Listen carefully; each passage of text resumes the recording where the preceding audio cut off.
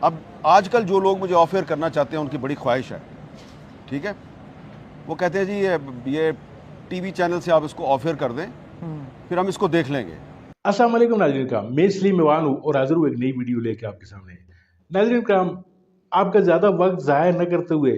آپ کو سب سے پہلے میں ویڈیو دکھاتا ہوں، پھر اس کے اوپر بات کرتے ہیں۔ اور ایک بات جو میں نے بھی اجلاس میں کی، میں وہ دوبارہ یہاں پہ کرنا چاہتا ہوں کہ کچھ پاکستان کے جو ریاستی ادارے ہیں ان کے سربراہان جو ہیں وہ ٹی وی چینلز اور اخبارات کے مالکان کو جا کے ملتے ہیں اور ان کو کہتے ہیں جی کہ فلاں جرنلسٹ کو روکو، فلاں اینکر کو روکو، یہ ہمارے خلاف پروپیگنڈا کر رہے ہیں، ریاست کے خلاف پروپیگنڈا کر رہے ہیں، یہ غدار ہیں اس لیے کہ یہ پیکا کے قانون کی مخالفت کر رہے ہیں۔ یہ وہ قانون ہے جس کو پارلیمنٹ نے پاس کیا ہے۔ اب سب جانتے ہیں کہ پارلیمنٹ نے اس کو کیسے پاس کیا ہے۔ اب آج کل جو لوگ مجھے آفر کرنا چاہتے ہیں ان کی بڑی خواہش ہے، ٹھیک ہے، وہ کہتے ہیں جی یہ ٹی وی چینل سے آپ اس کو آفر کر دیں، پھر ہم اس کو دیکھ لیں گے، تاکہ وہ امبریلا تو اوپر سے ہٹاؤ پھر ہم دیکھیں۔ نہیں امبریلا مرولا تو 2021 میں بھی نہیں تھی نا جی دیکھیں نا، میں ان کو کہنا یہ چاہتا ہوں کہ 2021 میں جنرل باجوہ آرمی چیف تھا، جنرل فیض جو ہے وہ ISI کا سربراہ تھا، تو امبریلا تو نہیں تھی نا میرے پہ، جیو ٹی وی پہ تمہیں نہیں تھا نا صاحب حضور والا، امبریلا تو نہیں تھی نا میرے پہ، لیکن کیا آپ میری آواز کو خاموش کروا سکے؟ آپ واشنگٹن پوسٹ میں لکھنے لگ گئے، میں نے واشنگٹن پوسٹ میں لکھا، میں نے باہر کے اخباروں میں لکھا، اور جہاں پہ میں چاہتا تھا میں جا کے بات بھی کرتا تھا۔ تو یہ کہتے ہیں نہیں ہم اس کو آئسولیٹ کر کے ایک یوٹیوبر بنا دیں گے، یہ ان کا دعویٰ ہے کہ ہم اس کو ایک یوٹیوبر بنا دیں گے، یعنی کہ یوٹیوبر سے آپ نفرت کرتے ہیں، تو مسئلہ آپ کا یوٹیوبر ہے۔ حالانکہ وہ ایک الٹرنیٹ اب میڈیا کے طور پہ دیکھیں، ایک میں آپ کو بات بتاؤں کہ ان کے عمران خان کے دور میں جو جنرل باجوہ کے جو سبارڈینیٹس تھے، اب ان میں سے بہت سے لوگ ریٹائر ہو گئے ہیں۔ اب وہ مجھے جس قسم کے میسیجز بھیجتے ہیں تو ایسا لگتا ہے کہ میں جو ہے نا میرے سے کوئی اچھا صحابی پاکستان میں کوئی اور ہے ہی نہیں ہے جو اس وقت آپ کو 9 ماہ مسئلہ سارا یہ ہے کہ آپ کے پاس جب طاقت ہوتی ہے تو آپ ہمیں 9 ماہ کے لیے 10 ماہ کے لیے آفر کر دیتے ہیں، کیونکہ آپ کی طاقت کیا ہوتی ہے؟ آپ وردی، آپ کی بندوق آپ کی طاقت، بندوق آپ کی طاقت ہے، کہ وردی آپ کے جسم پہ نہیں رہتی اور بندوق آپ کے ہاتھ میں نہیں رہتی، پھر آپ مجھے میسیجز بھیجتے ہیں کہ آپ بڑے اچھے آدمی ہیں اور ہم سے غلطی ہوگی میں معاف کر دیں۔ تو یہ جو اس وقت آج لوگ اس خواہش میں مبتلا ہیں کہ حامد میر کو آفر کرنا ہے، کر لو بھائی، 100 دفعہ کرو، کل یہ بھی میسیج ہی بھیجیں گے، لیکن ایک فرق ہوگا۔ آج جو لوگ مجھے میسیجز بھیجتے ہیں میں ان کا نام پبلک نہیں کرتا، ٹھیک ہے نا، یہ لوگ مجھے میسیج بھیجیں یا نہ بھیجیں، ان کا جو کردار ہے اس وقت، اس کو میں ضرور بے نقاب کروں گا، یہ میرا آپ سے وعدہ ہے۔ I trust on your promise میر صاحب۔ لیکن ایک چیز ہے، عمران خان ایک کٹ پتلی کے طور پر آئے، 2018 کا جس طرح کا الیکشن ہوا ہم سب نے اس پہ تنقید کی کہ وہ فیئر الیکشن نہیں تھا۔ اب بھی 8 فروری کا الیکشن بھی ہم کہتے ہیں فیئر نہیں ہے، ٹھیک ہے، ہم اس پر تنقید کر رہے ہیں، لیکن چیز یہ ہے کہ یہی جو اب موجودہ لوگ حکومت میں بیٹھے ہوئے ہیں یہ بڑی آپ کی تعریف کرتے تھے، مظاہروں میں آتے تھے، سب کچھ ہوتے تھے، یہ ایسا یو ٹرن کیسے ہوا ہے؟ یہ مطلب کوئی بہت ہی زیادہ مجبوری ہے؟ میاں نواز شریف صاحب نے سارے ہی اصول اپنے بھول گئے، کیا وہ کہتے تھے کہ ووٹ کو عزت جو دو وہ مانگتے تھے، وہ کہتے تھے صرف میرے ووٹ کو عزت دو، یا وہ کچھ اور کہتے تھے؟ آپ کے سوال میں جواب ہے، اس پہ مزید کمنٹ نہ ہی کرے، اس میں جواب یہ ہے کہ 2018 کے الیکشن میں اور 2025 کے الیکشن میں بہت فرق ہے۔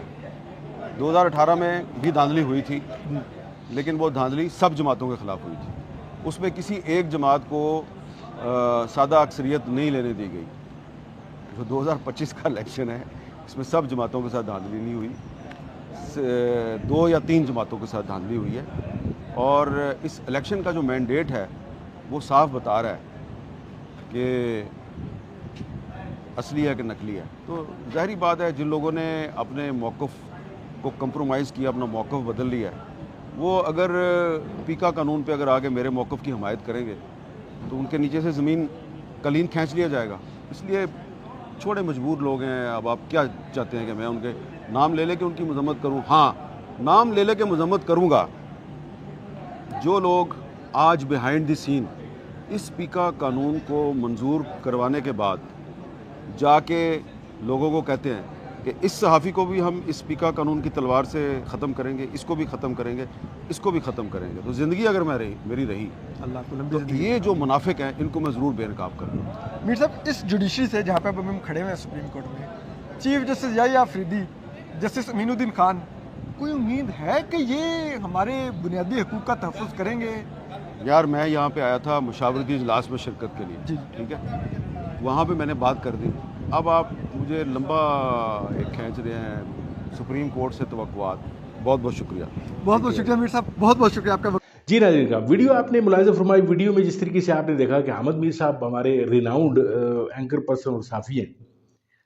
اکثر ان پہ جو ہیں وہ معاملات ان کے اور اسٹیبلشمنٹ کے درمیان جو ہے وہ چلتے رہتے ہیں، معاملات حکومتوں کے درمیان بھی ان کے ساتھ معاملات ہوتے ہیں کہ یہ اپنی بات جو ہے وہ اس کو بلا کسی روک ٹوک جو ہے وہ سامنے رکھتے ہیں، چاہے کسی کو اچھی لگ رہی ہو یا بری لگ رہی ہو۔ گزشتہ ادوار میں آپ نے دیکھا کہ پی ٹی آئی کے دور میں بھی انہوں نے جو ہے وہ اپنی بات جو ہے وہ بے بانگ دھول جو ہے وہ سامنے رکھی، جس پر پی ٹی آئی کے دوست بھی ان سے کافی ناراض ہوئے۔ آج کل یہ اسٹیبلشمنٹ کے عطاب کا دوبارہ شکار ہے، اور جیسے کہ اسد طور کو یہ انٹرویو دیتے ہوئے یہ فرما رہے تھے کہ ان کو اب لگ رہا ہے کہ ان کا پروگرام بھی اب بند ہونے والا ہے۔ ناظرین کا ہمارے ملک کا سب سے بڑا یہ المیہ ہے کہ ہم سب سے بڑے، یعنی جو بھی ارباب اختیار ہوتے ہیں وہ یہ سمجھتے ہیں کہ وہ سب سے بڑے محب وطن ہیں، اور باقی جتنے بھی عوام ہیں، یا چاہے اپوزیشن پارٹیز ہیں یا کوئی بھی ہے، وہ محب وطن نہیں ہے۔ تو یہ جتنے بھی اسٹیبلشمنٹ ہے، حکومت ہے، یہ جب یہ سمجھنے لگ جاتے ہیں کہ باقی لوگ جتنے بھی ہیں وہ سب کے سب ریاست کے دشمن ہیں، مخالف ہیں، ان کو کسی طریقے سے کچلا جائے اور اپنی سلطنت، اپنی حکومت کا جو ہے وہ لمبے عرصے تک جو ہے وہ اس کو دوام بخشنے کی کوشش یہ کرتے رہتے ہیں۔ تو ناظرین کرام، اس طرح کی چیزیں جو ہیں وہ زیادہ عرصے تک کامیاب نہیں ہوتی، تاریخ اس کی گواہ ہے، آپ نے بھی مشاہدہ کیا ہے۔ تو دیکھتے ہیں کہ یہ سلسلہ کب تک جاری و ساری رہتا ہے، اور حمد میر صاحب جس طرح فرما رہے ہیں کہ ان کے پیچھے اسٹیبلشمنٹ پڑی ہوئی ہے ہاتھ دھو کر، تو اب دیکھتے ہیں۔ ایک صحافی جو ہے، جس طریقے سے آپ نے گزشتہ 2 دنوں میں دیکھا کہ کاشف عباسی صاحب جو ہے ان کو آف ایئر کر دیا گیا کیونکہ وہ حق اور سچ بات جو ہے وہ سامنے رکھتے تھے۔ تو دیکھتے ہیں کہ احمد میر صاحب کی باری کب آتی ہے۔ ناظرین کا بہت بہت شکریہ ویڈیو دیکھنے کے لیے۔ اگر یہاں تک آپ پہنچ آئے ہیں تو میرے چینل کو سبسکرائب کیجئے، لائک کیجئے ویڈیوز کو، اور اپنے دوستوں کے ساتھ ضرور شیئر کیجئے اس کو۔ آپ کا بہت بہت شکریہ۔ ملتے ہیں آپ کے ساتھ کسی اور موضوع، کسی اور ویڈیو میں، تب تک کے لیے دیجیے اجازت۔ اللہ آپ کا امین ناصر۔